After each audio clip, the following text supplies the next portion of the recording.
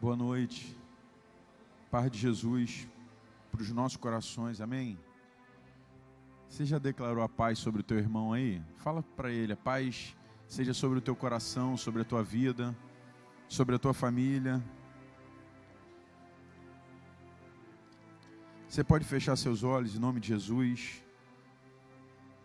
nessa unção do Senhor, nesse caminho que o Senhor tem direcionado a gente nessa noite. Quero orar mais um pouco contigo, em nome de Jesus. Nós cantamos aqui, Senhor, Tu és o Rei da glória, Tu és o Rei de toda a glória, de toda a terra, todo o céu, toda a terra, tudo que há no céu, na terra, embaixo da terra, tudo pertence a Ti, Senhor. Tu és Senhor de todas as coisas, Tu és Senhor das nossas vidas, Tu és Senhor, Pai dos nossos corações. Como tem uma canção que diz, Tu não és só o Senhor da glória, mas Tu és o Senhor do nosso coração, Tu és o dono, Tu és o Rei do nosso coração. E nessa noite nós desejamos, Senhor, ser guiados por Ti, ser influenciados por Ti, Pai. Pastoreia os nossos corações nessa noite. Fala aquilo que o Senhor deseja falar, Pai. Nós sujeitamos e aquietamos diante de Ti, porque nós queremos ouvir a Tua voz e nós queremos também obedecer a Tua voz. Fala conosco através da Tua palavra. Em nome de Jesus, à medida que o Senhor falar, ó Deus, que demônios sejam subjugados, Senhor. Ó Deus, que principados possam se sujeitar ao Teu senhorio. À medida que a Tua palavra for sendo anunciada e pregada, que correntes, que amarras possam cair, que pensamentos possam mudar de acordo com a Tua palavra, que pessoas possam, Senhor, receber do Senhor a esperança, a convicção do Senhor, necessária para tomar o Seu caminho, para fazer a Tua vontade, Pai. Salva nessa noite os que o Senhor deseja salvar. Ó Deus, enche os que o Senhor deseja encher do Teu Espírito. Faz aquilo que o Senhor quer fazer nessa noite, Pai. Nós estamos aqui não sujeitos a um horário, estamos sujeitos ao Teu senhorio, Pai. Em nome de Jesus, Senhor. Em nome de Jesus. Amém. Você pode abrir a tua Bíblia em Mateus capítulo 4, verso 12 a 17. Evangelho de Mateus, capítulo 4, verso 12 ao verso 17. O contexto desse acontecimento aqui que a gente vai ler, Jesus, na verdade, tinha acabado de ser batizado e ele, depois de ser batizado, foi levado pelo Espírito ao deserto para ser tentado, e tinha acabado de chegar da tentação, e aí começa então o ministério, o serviço de Jesus, o que Jesus estava fazendo. E no verso 12 diz o seguinte: ouvindo, porém, Jesus que João fora preso, retirou-se para a Galiléia, e deixando Nazaré, foi morar em Cafarnaum, situada à beira-mar, nos confins de Zebulon e Naftali, para que se cumprisse o que fora dito por intermédio do profeta Isaías: terra de Zebulon, terra de Naftali, caminho do mar, além do Jordão, Galiléia dos gentios. O povo que jazia em trevas viu grande luz, e aos que viviam na região e sombra da morte, resplandeceu-lhes a luz. Daí por diante, passou Jesus a pregar e a dizer: arrependei-vos, porque está próximo o reino dos céus. Vamos repetir essa parte B desse versículo? Vamos lá? No 3, 1, 2, 3.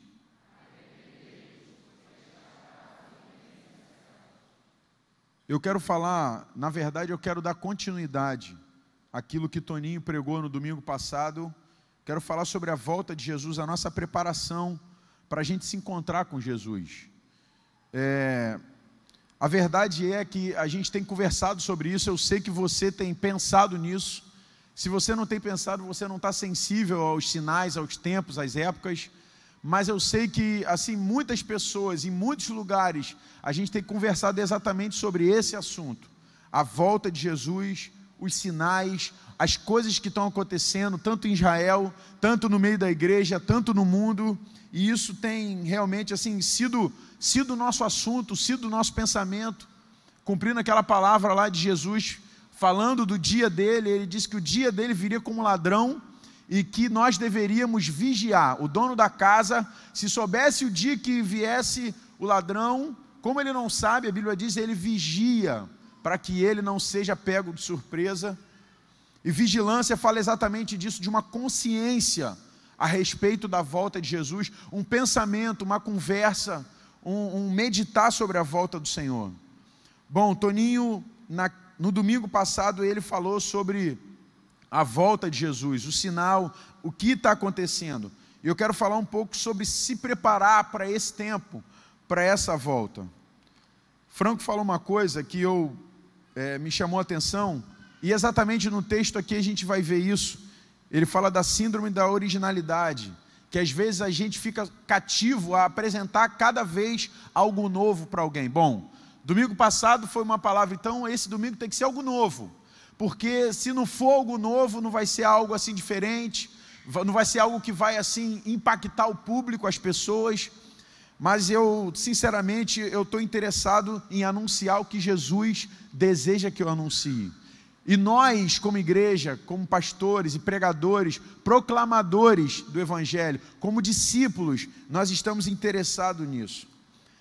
Interessante que João, no capítulo 3, se você for ler depois o Evangelho, no capítulo 3, verso 2, João, no contexto que ele prega, ele diz exatamente o seguinte: João pregava dizendo: arrependei-vos, porque está próximo o reino dos céus. Mateus, capítulo 3, verso 2. No capítulo 4, verso 17, Jesus sabe que ele estava preso, e a pregação de Jesus é a continuação da pregação de João: arrependei-vos, como a gente leu, porque está próximo o reino dos céus. Na segunda-feira, quando a gente saiu daqui, no domingo, a gente foi para casa pensando naquela palavra. Segunda-feira foi o assunto da gente, quando a gente reuniu a liderança para planejar a semana, o assunto foi esse. A gente terminou tarde conversando sobre isso, a reunião tinha terminado cedo, mas a gente seguiu sobre esse assunto, sobre a perseguição da igreja, o sofrimento de irmãos em países aí orientais, e a perseguição da igreja, sobre a volta de Jesus, os sinais. Na terça-feira de manhã, eu cheguei no quartel e um irmão me chamou, um pastor lá também, falou: Rony, quero te mostrar um vídeo. E o vídeo falava exatamente de um sonho de um irmão falando da volta de Jesus. E eu falei: está claro o que o Senhor quer falar. Domingo, segunda, terça, quarta-feira nós oramos juntos no clamor do pôr do sol, e o Senhor nos compeliu a falar sobre isso, sobre a volta dele. Quinta-feira eu fui com um grupo caseiro para a Praça de São Pedro pregar o Evangelho, e a gente falou sobre a volta de Jesus. Enquanto a gente pregava e anunciava o Evangelho, a gente falou: Jesus está voltando. Na verdade, esse é o assunto. Mas surge uma pergunta para mim e para você que eu queria que você meditasse. Bom, Jesus vai voltar, Jesus está voltando, Jesus está às portas. Mas o que Jesus vai encontrar quando Ele voltar? Bom, se Jesus chegasse hoje exatamente na cidade de Cabo Frio aqui, se Jesus chegasse hoje no teu bairro, na tua rua, no meu bairro, na minha rua, na minha casa, na minha cidade, o que o Senhor vai encontrar? Como está o mundo? Como está a igreja? E eu comecei a pensar a respeito disso, né? Quando o Senhor vier, o que Ele vai encontrar? Bom, como Ele vai me encontrar? Como Ele vai me encontrar? Como Ele vai encontrar minha família, os meus filhos, as minhas práticas? Como Ele vai me encontrar? E eu pensei exatamente no contexto histórico da primeira vinda dele. Quando Jesus veio pela primeira vez, e o verbo se fez carne, como diz João capítulo 1, o que Jesus encontrou? E eu queria comparar esse contexto histórico de quando Jesus veio pela primeira vez com os nossos dias hoje. Quando Jesus chegou na primeira vez, Ele veio na sua primeira vinda, Israel tinha passado por um período de 400 anos de silêncio. Se você prestar atenção, existem algumas Bíblias, talvez hoje elas não tenham vindo assim, mas os irmãos aí que se converteram há um tempo atrás, creio que há mais de 10 anos, 15 anos, antigamente tinha uma folha em branco entre o Novo e o Velho Testamento. Uma folha em branco com nada escrito, e representava exatamente o silêncio de Deus para o seu povo. A voz profética tinha silenciado, e Jesus chega exatamente nesse momento, quando de novo, 400 anos, 4 gerações passaram com o silêncio de Deus, devido ao coração duro de Israel, devido à desobediência constante, à rebelião à palavra dele, às leis de Moisés. Deus silenciou sobre 4 gerações, e aí chega de novo a voz profética através de João Batista. O povo, na verdade, estava sem uma direção profética. Jesus encontra Israel nesse momento secularizado, dominado pelo Império Romano. Toda aquela direção de Moisés, tudo aquilo que Moisés pregou e anunciou, com os anos começou a ser deturpado, ser mudado para o próprio prazer do povo. Bom, os sacerdotes, os escribas, aqueles que eram detentores, conhecedores da lei, começaram a pregar e a proclamar coisas que não tinham mais nada a ver com a essência da lei mosaica. Jesus chega exatamente nesse contexto, onde estava um povo, o povo de Israel estava dividido. Os sacerdotes, os líderes, aqueles que eram assim, foram chamados por Deus para influenciar o povo a Deus, eles estavam corrompidos politicamente, eles estavam envolvidos plenamente com o Estado romano, eles eram gananciosos, hipócritas, estavam preocupados com a religiosidade, estavam preocupados em aparecer nas praças, serem vistos. Eu fico pensando quando Pedro escreve em 1 Pedro, capítulo 5, 2 e 3, falando de como um pastor deve se comportar. Eu creio que ele se inspirou nessa prática pecaminosa dos líderes da época dele. Homens que estavam preocupados com a ganância, estavam preocupados em dominar o rebanho e não ser exemplo, estavam preocupados em fazerem as coisas constrangidos e não de boa vontade. O povo nessa época estava exatamente envolvido no pecado, o povo estava secularizado, o povo estava preocupado mais nos seus afazeres e justificava os seus erros nos sacerdotes. O povo estava desacreditado da religião judaica, desacreditado, olhava para os sacerdotes e começou a comparar. Quando Jesus chegou, o povo começou a comparar e dizer: essa doutrina, ele ensina não como ensina os fariseus, ele ensina como quem tem autoridade. Estava claro para o povo, assim, o posicionamento dos seus líderes religiosos. E os publicanos, pessoas que faziam parte do povo, uma classe privilegiada financeiramente, estava se enriquecendo com isso. Enquanto o povo estava pagando impostos, ralando, desesperado para conseguir manter o Império Romano, e Roma, assim, dominando com força sobre aquele povo. Enquanto isso, havia um grupo de pessoas, os publicanos, os cobradores de impostos, que eram mal vistos por todos, estavam enriquecendo, estavam assim, se envolvendo com a desgraça do povo e com isso, ganhando dinheiro. Bom, quando Jesus chegou, a estratégia de Roma era exatamente deturpar a doutrina de Israel, deturpar a doutrina de Moisés, implantar um pensamento grego, um pensamento de vários deuses, de se envolver com a idolatria. Essa era o pensamento, a estratégia de Roma: secularizar os judeus, escravizá-los e dividi-los, deixar exatamente o povo contra os sacerdotes falando mal dos cobradores, os cobradores se aproveitando das coisas. Esse era o contexto que Jesus chegou. E nesse contexto, Jesus não organizou nenhum movimento contra Roma. Nesse contexto, Jesus não lutou, não foi para as ruas e se juntou a um grupo dos zelotes para tentar quebrar tudo e tentar organizar de novo Israel. A estratégia de Jesus nesse contexto foi fazer discípulos. Quando ele viu tudo aquilo, como o povo de Israel tinha se perdido, a estratégia dele foi começar com poucos. Ele não começou chamando uma grande multidão e dizendo: agora eu tenho uma novidade para vocês. Ele começou chamando gente para perto e formando o caráter dele naquelas pessoas. Comparando com a gente hoje. Hoje, nós vemos exatamente a mesma estratégia do diabo.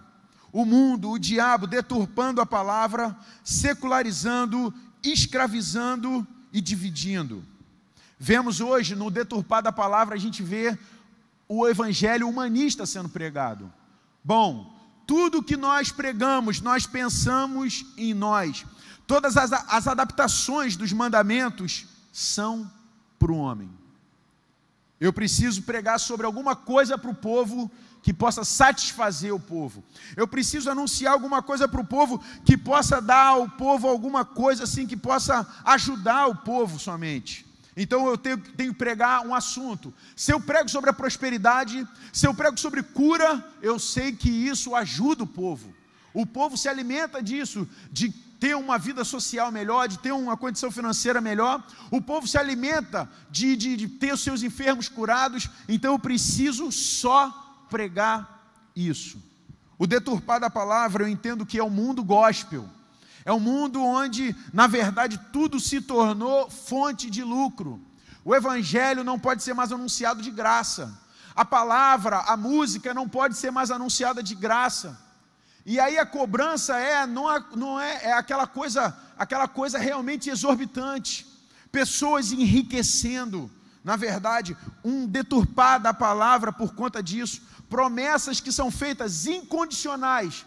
Quando você lê a Bíblia, e toda a promessa de Deus é condicional ao nosso posicionamento. Sempre que Deus prometeu algo, Ele disse: se vocês fizerem isso, eu faço isso. Se vocês me obedecerem, se vocês ouvirem minha voz, Deuteronômio 28, sempre é condicional.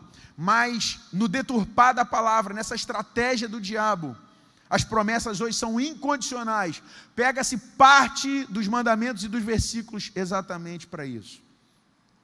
Segundo, a secularização, práticas santas misturadas com uma vida de pecado. Talvez muitas orações, talvez alguma reunião, algum evento, alguma música, mas uma vida misturada do santo com o profano. Na verdade, pessoas que acreditam no evangelho, mas que não transformam as pessoas à sua volta. Pessoas que convivem 1, 2, 10 anos no mesmo ambiente, frequentam o mesmo lugar, as mesmas escolas, o mesmo ambiente de trabalho, e não conseguem influenciar uma pessoa a crer no evangelho. 1 ano passa, 2 anos passam, 3 anos passam, a pessoa convive ali, pessoas que estão trabalhando contigo morrem do teu lado e do meu. E às vezes não somos capazes de influenciar por falta de poder. Talvez as nossas justificativas estejam só na palavra. Talvez estamos estudando a Bíblia para tentar de alguma forma comprovar que ela é real. Deixa eu falar uma coisa, você não precisa comprovar que a Bíblia é real. Você precisa e eu pregar o evangelho. A gente precisa só anunciar o evangelho. Às vezes ficamos tentando justificar que Deus existe. Comprovar e brigar sobre a existência de Deus. O que eu preciso é pregar o evangelho. O nosso contexto hoje, comparado à época que Jesus chegou, é um contexto de escravidão. Quantos crentes presos na impureza? Quantas pessoas presas nesse caminho de impureza? Na verdade, viciados nesse caminho. Quantas trevas, pessoas vivendo com as trevas guardadas. Na verdade, o contexto era esse. Pessoas presas ao sentimento, guiadas pelo que sente. Bom, se eu sinto que eu preciso permanecer junto da igreja, eu permaneço. Mas se hoje eu acordei e o meu sentimento não é esse, então eu não vou estar junto. Se hoje eu sinto coisa boa pela minha esposa, eu permaneço com ela. Mas se amanhã eu digo, o amor esfriou, eu não estou sentindo mais nada, então eu quebro a aliança, eu deixo uma aliança. Na verdade, pessoas sendo guiadas pelo sentimento. Nossos sentimentos devem estar subjugados à nossa fé. Se formos andar pelo que nós sentimos, muitas vezes nós ferimos pessoas, nós vamos matar uns aos outros, nós vamos ferir uns aos outros, pelo que a gente sente, a gente magoa, a gente entristece. E também uma divisão no meio da igreja. Israel era a solução para toda a terra. A estratégia de Roma, dividir Israel. A igreja, eu acredito plenamente que é uma instituição divina, solução para muita coisa, ou para tudo, junto com o apoio de outras instituições humanas, mas a igreja como a força motriz, como a essência. Uma igreja muitas vezes dividida, cheia de mágoas e ressentimentos. Estava conversando agora com um rapaz, e ele falou: fiquei magoado com a pregação de um pastor. Aquilo me magoou, e eu defini no meu coração nunca mais voltar lá. E ele falou para mim: Rony, eu nunca mais voltei naquele lugar. E eu falei: você precisa se arrepender disso. Quantas vezes Deus te perdoou? Quantas vezes Deus acreditou em você? Quantas vezes Deus te deu chance? Quantas vezes talvez aquele mesmo pastor acreditou nele, perdoou, deu chance? Pessoas, na verdade, envolvidas e presas na mágoa e no ressentimento. Qual é a consequência disso? A mesma consequência da primeira vinda de Jesus.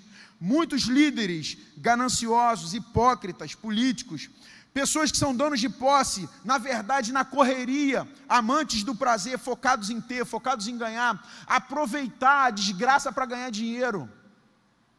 Bom, se a água está acabando, eu vou fazer o seguinte: eu vou comprar um local e eu vou vender água mais caro ainda, porque eu vou enriquecer.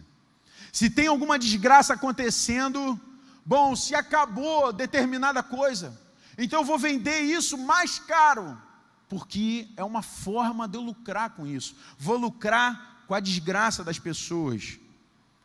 A consequência são pessoas desacreditadas, desconfiadas em pecado.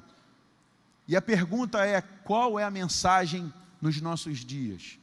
Será que existe outra? Bom, Jesus veio a primeira vez e a pregação dele foi essa. Será que existe outra pregação para nós? Será que existe outro anúncio para nós? Se não, arrependam-se, porque está próximo o reino dos céus. A pregação, na verdade, o que eu devo pregar? Eu devo convidar alguém para ir em algum lugar? Eu devo dizer que o lugar que eu vou é muito legal somente? A pregação deve conter o arrependimento. Diz comigo assim: eu devo me arrepender, pois está próximo o reino dos céus. Nós devemos nos arrepender, nós devemos anunciar esse arrependimento, porque está próximo, Jesus está às portas. Arrependimento, você sabe, é exatamente essa mudança na mente. Às vezes mudamos o nosso comportamento. Bom, eu me vestia indecente, agora eu vou vestir uma roupa mais decente por fora. Bom, eu falava palavrão, palavras torpes, agora eu vou me vigiar. Pelo menos na frente dos irmãos eu não vou falar. Mas em casa, eu vou mudar o meu comportamento na frente das pessoas. Arrependimento, a pregação de Jesus era arrependimento, e arrependimento é mudança na mente. O que eu preciso mudar? Bom, eu não posso viver com pecado oculto. Eu não posso acostumar e conviver com pecado escondido. Eu não posso negociar princípios. Eu não posso querer namorar aquele camarada, aquela moça muito legal, muito gente boa, de família, mas que não tem Jesus Cristo como Senhor da sua vida. Eu preciso mudar. Na verdade, eu não posso viver como se o Evangelho fosse só para mim, eu fosse a última pessoa a ser alcançada. Ainda existe gente a receber. Então eu não posso viver na minha casa. Eu fui pregar para um menino, eu sentei o menino com skate, e eu encostei nele, e eu falei assim: eu quero anunciar alguma coisa para você, eu quero falar contigo, você pode me ouvir um minuto? Ele falou: posso. E eu comecei dizendo isso para ele, eu falei: seria muito fácil para mim ter o Evangelho, conhecer Jesus Cristo, Ele ter transformado a minha vida e a minha família, e eu ficar em casa essa hora, vendo televisão, fazendo churrasquinho com a minha família só, e vivendo só isso. Não é que isso é pecado, mas vivendo só isso, de casa para o meio da igreja, do meio da igreja, de uma reunião pública para casa, viver escondido. Eu falei, eu não posso viver isso é covardia minha. Um dia alguém teve coragem, quebrou a vergonha e anunciou para mim. E eu recebi o Evangelho. E eu falei para ele, eu estou aqui te anunciando, porque eu não posso ser covarde ante aquilo que eu recebi. Eu recebi coisas boas, eu tenho boas novas, eu tenho boas notícias para te dar. E aí eu, por causa disso, eu comecei a entrar e preguei o Evangelho para ele. Eu não posso seguir, nós precisamos nos arrepender de um relacionamento de cobrança. Precisamos nos arrepender desse secularismo, dessa promiscuidade. Bom, todo mundo faz, então se eu ouço que alguém, talvez um líder, caiu num pecado, eu justifico, no fundo do meu coração, bom, se ele pecou, se ele caiu, eu posso também continuar. Eu posso também cair, tem perdão para mim também, tem misericórdia para mim também, um pecado planejado. Devemos nos arrepender desse humanismo. Conversei com uma menina há um tempo atrás, e quando eu comecei a falar da palavra para ela, ela falou, espera aí, Jesus quer a minha felicidade. E eu falei para ela assim, isso aí é um evangelho humanista. Jesus é o contrário, nós desejamos a felicidade dele. Nós nos preocupamos com ele. Nós que estamos preocupados com o evangelho dele, com a imagem dele, com a pregação dele, o reino dele. Não é Jesus para a minha felicidade, por causa da minha felicidade, eu anulo os mandamentos. Por causa da minha felicidade, eu vou divorciar, porque Jesus quer a minha felicidade. Então, eu vou largar, eu não estou feliz com a pessoa do meu lado. Então, eu vou largar. Por quê? Porque Jesus quer a minha felicidade. Precisamos nos arrepender desse humanismo, dessa falta de unidade. Eu fui cear com uma irmã agora, quinta-feira, eu e algumas irmãs, e eu abri aquele texto de 1 Coríntios 11, 23 e fiquei meditando nele. A Bíblia diz que na noite em que foi traído, Jesus, ele tomou o pão e deu graças por ele.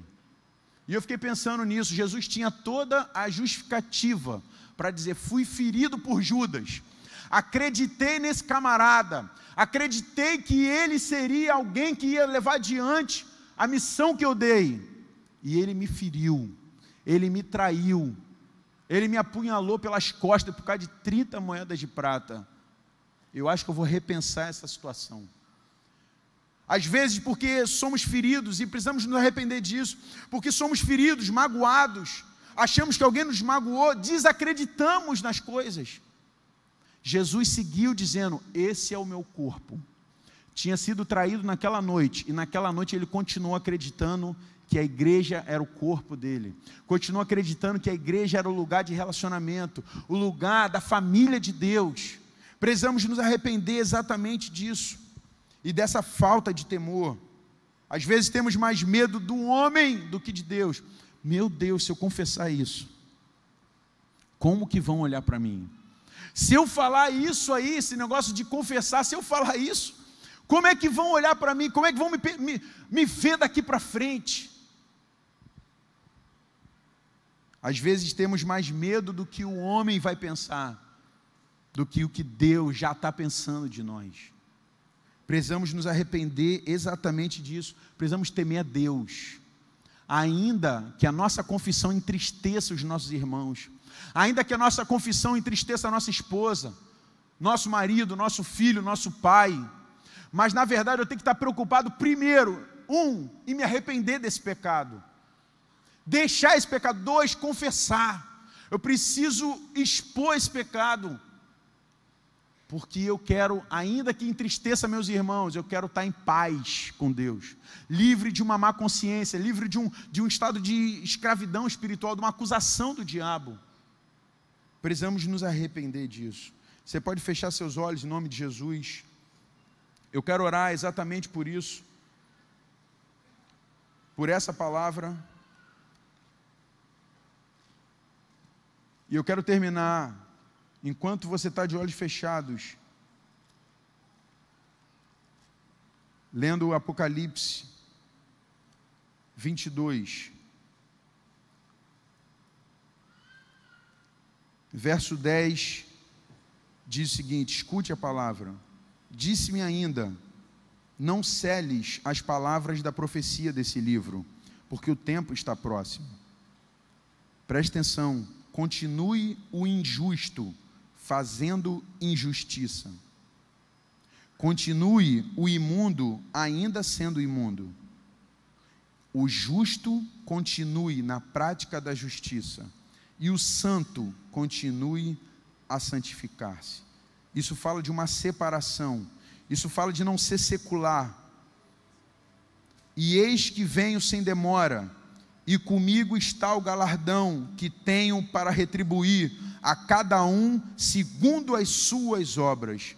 Eu sou o Alfa e o Ômega, o primeiro e o último, o princípio e o fim. Bem-aventurados, felizes, aqueles que lavam as suas vestiduras no sangue do Cordeiro, para que lhes assista o direito à árvore da vida, e entrem na cidade pelas portas. Fora ficam os cães, os feiticeiros, os impuros, os assassinos, os idólatras e todo aquele que ama e pratica a mentira. Eu, Jesus, enviei o meu anjo para vos testificar essas coisas às igrejas. Eu sou a raiz e a geração de Davi, a brilhante estrela da manhã. O Espírito e a noiva dizem, vem. Aquele que ouve, diga, vem. Aquele que tem sede, venha. E quem quiser, receba de graça a água da vida. Se você quer o Senhor na tua vida, se você quer se arrepender dos seus caminhos, você sabe quais são exatamente. Se a volta de Jesus te causa muito medo, por causa das práticas que você tem vivido e andado, eu quero te chamar para orar por você. Se a volta de Jesus para você não é um pensamento teu, se você não pensa nisso, e você não aguarda com expectativa, dizendo, vem, porque o Espírito e a noiva, a igreja e o Espírito, têm um anseio no coração. Eu não quero viver para sempre nessa terra, eu não quero conquistar só tudo nessa terra, não quero esperar só tudo dessa terra. Eu estou esperando o Senhor voltar, eu estou esperando o dia da volta dEle, eu aguardo a volta do Senhor. Aquele que ouve, você ouviu a palavra hoje, o texto diz, aquele que ouve, diga vem. Aquele que tem sede, se você tem sede de Deus, fome de Deus, se você quer o Senhor, e quem quiser, receba de graça a água da vida. O Evangelho hoje está de graça para você, a palavra é de graça, a transformação da minha vida, da tua vida, da nossa vida, é de graça. É de graça porque o preço já foi pago na cruz. Jesus já pagou o preço. Eu quero orar para a tua vida, pela tua vida. Se você tem medo de morrer, se você tem medo da volta de Jesus, ou se você, na verdade, nem pensa nisso, você quer viver, parece que quer ver eternamente aqui só, 10 anos, 20 anos, 30 anos, o quanto mais você puder viver só nessa terra, Paulo disse, o viver é Cristo, o morrer é lucro. Que o Senhor nos devolva esse entendimento. Pai, em nome de Jesus, nós desejamos a Tua volta, Senhor. Ó Deus, nós esperamos na verdade a Tua volta. E nessa noite nós nos unimos como igreja ao Espírito e dizemos, vem Senhor Jesus. E se queremos adiantar a volta, e nós queremos, Tua palavra diz que primeiro precisa ser pregado o Evangelho em toda a terra. E nós queremos adiantar a Tua vinda pregando o Evangelho, Senhor. Usa as nossas vidas de novo, Senhor. Ó Deus, que venha a Tua autoridade e a Tua intrepidez sobre nós. Arranca-nos, Senhor, das cavernas. Arranca-nos, Senhor, dos nossos confortos. Nos coloca nas praças, Senhor. Nos coloca nos lugares, Senhor, onde as pessoas estão frequentando. Para que nós não tenhamos um folheto ou uma mensagem, mas para que nós sejamos uma mensagem nesses dias, Senhor. Ó Deus, eu sei que o Senhor vem, que o nosso evangelho consista em arrependimento, que a nossa pregação consista em arrependimento, Senhor. Nessa noite, se você não tem Jesus, se você não tem Jesus como Senhor da tua vida, se você tem medo da morte, é horrível estar subjugado a esse medo, porque você não tem certeza da tua salvação. Não fique preocupado com o que teu pai, tua mãe, comigo, com o que ninguém vai pensar. Você tem que estar preocupado que um dia nós iremos ouvir, ou estaremos mortos e iremos ouvir a voz dele nos chamando, ou estaremos vivos e seremos transformados. Mas o interessante é estarmos preocupados com isso. Quando ele disser vem, nós estarmos prontos para a sua vinda e para a sua volta. Você pode se colocar de pé no nome de Jesus. Você que não tem o Senhor, eu quero orar pela tua vida aqui. Você pode sair do teu lugar em nome de Jesus. Não quero te constranger a isso, não quero te intimidar ou te atemorizar. Eu quero dizer a verdade a respeito do evangelho. E você que tem vivido como judeu espiritual, um cristão, um crente, mas que precisa se arrepender do teu caminho, das tuas práticas, do secularismo, da falta de temor, do egoísmo, do humanismo. Quero orar pela tua vida em nome de Jesus. A gente vai cantar essa canção. Você, igreja do Senhor, levanta a tua mão. Ore a Deus, ore ao Senhor. Diga: Senhor, vem, toca, transforma, fala, toca no coração, move, Senhor. Move a minha esposa, move meu marido, move meu filho, move aquele irmão que eu caminho com ele, que eu sei que a condição dele é exatamente essa. Toca no coração dele, dela, em nome de Jesus.